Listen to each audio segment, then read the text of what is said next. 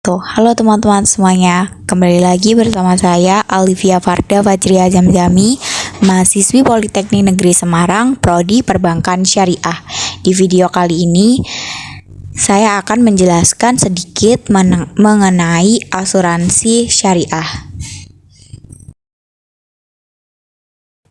Beberapa topik yang akan dibahas pada video kali ini yaitu mengenai yang pertama, pengertian asuransi syariah, yang kedua, landasan hukum asuransi syariah, yang ketiga, akadnya, yang keempat, manfaatnya, yang kelima, perbandingan antara asuransi syariah dengan asuransi konvensional, selanjutnya mengenai premi dan kontribusi asuransi syariah, dan ketentuan preminya, dan yang terakhir, jenis asuransi syariah.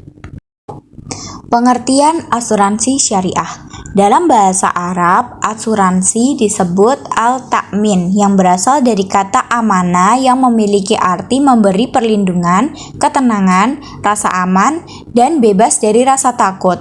Asuransi syariah adalah usaha saling melindungi dan tolong-menolong di antara sejumlah orang atau pihak melalui investasi dalam bentuk aset atau tabaruk. Landasan hukum asuransi syariah.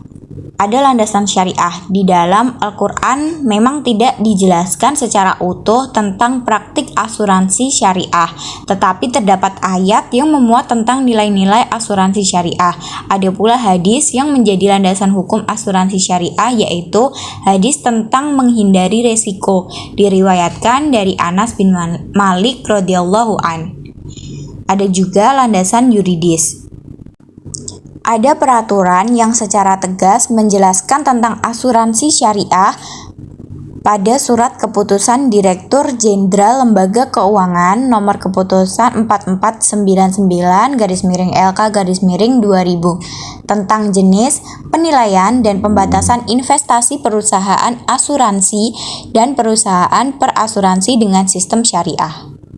Dalam menjalankan usahanya, perusahaan asuransi dan perusahaan reasuransi syariah masih menggunakan pedoman yang dikeluarkan oleh Dewan Syariah Nasional Majelis Ulama Indonesia nomor 21-MUI-X-2001 tentang pedoman umum asuransi syariah. Selanjutnya, akad yang digunakan pada asuransi syariah yaitu yang pertama ada akad tijarah, yaitu akad sesama peserta dengan perusahaan asuransi yang bersifat dan bertujuan komersial yang terdiri dari akad wakalah bil ujrah, mudharabah, atau musyarakah. Yang kedua ada akad tabarruk yang merupakan kebalikan dari akad tijarah, di mana dalam akad ini tidak ditujukan untuk komersil tetapi ditujukan untuk tolong-menolong antar peserta asuransi syariah. Nah, apa sih manfaat dari asuransi syariah? Manfaatnya yaitu yang pertama, perlindungan finansial yang sesuai dengan prinsip Islam. Yang kedua, kesejahteraan dan ketenangan pikiran. Yang ketiga, konsep berbagi resiko dan keadilan.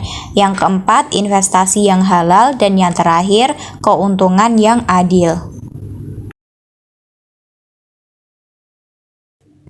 Topik berikutnya yaitu perbandingan antara asuransi syariah dengan konvensional. Pada asuransi syariah, yang pertama, berbagi resiko antar peserta perusahaan hanya sebagai pengelola. Yang kedua, peserta menghibahkan sebagian kontribusinya untuk kepentingan saling menolong dan melindungi dengan peserta lainnya atas musibah yang terjadi. Yang ketiga, dana tabarruk dan dana investasi peserta dimiliki peserta sesuai dengan akad atau perjanjian. Dan yang terakhir yaitu surplus underwriting, dapat dibagi kepada peserta sesuai kesepakatan dalam polis.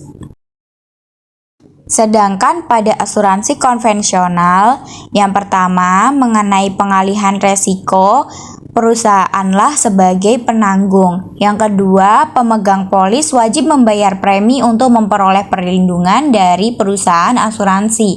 Yang ketiga, seluruh dana kelolaan dimiliki perusahaan sesuai dengan perjanjian kecuali investasi dari produk untuk link. Dan yang terakhir, surplus underwriting adalah hak perusahaan.